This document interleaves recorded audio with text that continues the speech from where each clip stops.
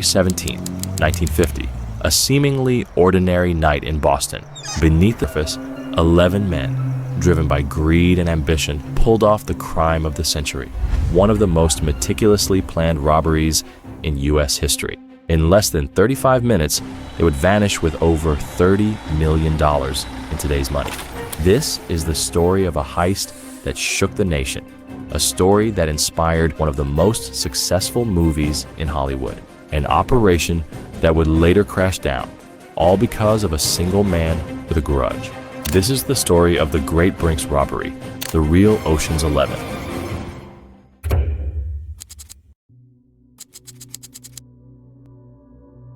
In the 1940s, there was a well-known building in Boston, a building famous not for historical importance, but because this particular building was playing the role of a huge safe, holding millions of dollars in cash, checks, and other valuable items. A building that belonged to Brinks, a financial security company based in Boston, Massachusetts. At the time, the Brinks building was considered to be one of the most secure buildings in the whole country, an unbreakable safe no one dared to challenge.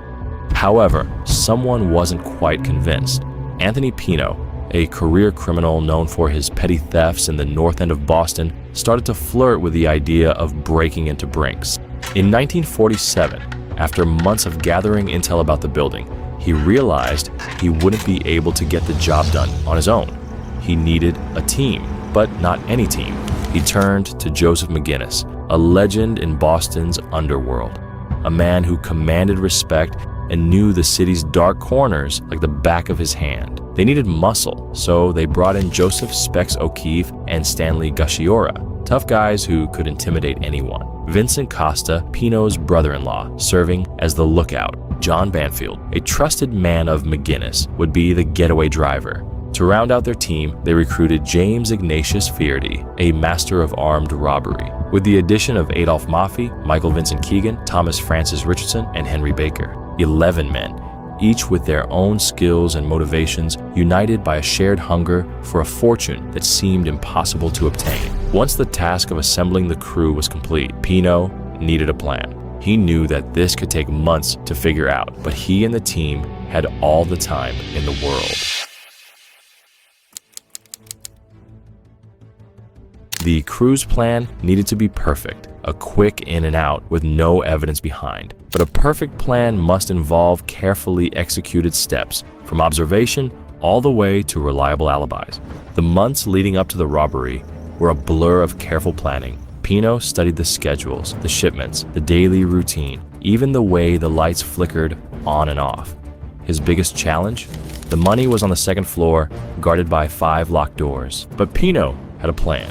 He and his crew broke into the building after hours, stealing 1 locked cylinder at a time. They used these stolen cylinders to make keys, then carefully replaced the originals, leaving no trace of their intrusion. They even stole a green 1949 Ford Stake body truck, serving as their escape vehicle. They spent November and December perfecting their getaway route, practicing until every turn and stop was ingrained in their minds. They even designed their disguises, navy pea coats, gloves, chauffeur's caps, and rubber Halloween masks that completely hid their faces. They made several attempts, getting close, but always pulling back, waiting for the perfect moment. Finally, on January 17th, 1950, they were ready.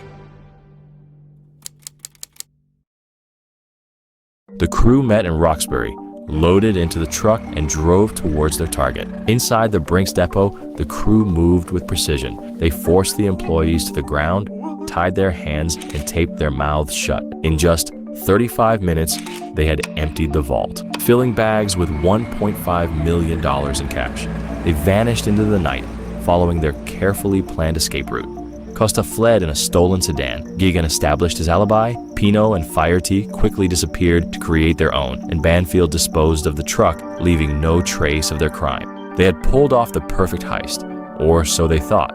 The federal statute of limitations was just 3 years, but the state statute was 6. If they could just outlast that 6-year window, the money would be theirs, and they could never be brought to justice. The clock was ticking. The sirens went off, and within minutes of the robbery, police officers and FBI special agents descended upon the Brinks building. But they were met with a chilling silence. The terrified employees couldn't offer any useful information. They said the robbers were professionals. Their movements were studied and almost robotic. They spoke very little, only leaving behind a mask, tape, and one discarded hat. However, one employee did mention 4 guns, providing a serial number for one. The authorities had a starting point. 2 weeks later, a group of boys playing near the Mystic River found one of the stolen guns, rusted and useless. The next day, another gun was found by a police officer, which also turned out useless due to its terrible condition. They began interviewing potential leads, along with past and present Brinks employees. Brinks even offered a $100,000 reward for information. Finally, people started talking. One witness described a green Ford truck with a canvas top parked near the Brinks building the day of the heist. After a month of research, truck parts were discovered at a dump in Stoughton, Massachusetts, confirming the truck's identity. But the location only pointed to 2 men on the authorities' radar, O'Keefe and Gushiora. When questioned, they claimed they had gone out drinking in Boston around 7 p.m. With no concrete evidence, the authorities had to let them go. But starting June the same year, things started to go south for Pino and his crew. For Pino's crew, robbing the Brinks building was extremely hard to pull off. But what was even harder was staying off the radar for the entire 6 years. There were 2 crew members who simply couldn't resist their criminal urges. O'Keefe and Gushira kept going on what they'd call road trips, which was code for burglaries. On one of their road trips in Pennsylvania, the 2 ended up getting caught and arrested. O'Keefe was sentenced to 3 years, and Gushira was facing 5 to 20 years in prison. While they served their time, the FBI started noticing a bizarre pattern. The 2 weren't writing back to their families. However, they were writing to a group of men back in Boston, asking them to support their legal defense fund. This group included Pino, McGinnis, Mappy, and Baker. The same group, questioned the following weeks of the robbery, are now writing to each other several months later. Authorities knew something was off. They immediately brought back the group for further questioning. Pino claimed he had been at home until about 7 p.m. before heading to a nearby liquor store owned by none other than Joseph McGinnis, a story confirmed by a Boston police officer who was present at the store. Maffei could not provide an alibi, but Baker insisted he was at home having dinner with his family before leaving at 7 p.m. for a 2-hour walk, during which he claimed he encountered no one. Armed robbery specialist James Fairdy claimed to have been out drinking between 5:10 p.m. and 7:45 p.m. John Banfield said he had been drunk since New Year's Eve, yet an ex-girlfriend reported seeing him stone cold sober on the night of the heist. If you haven't noticed, there's a clear pattern.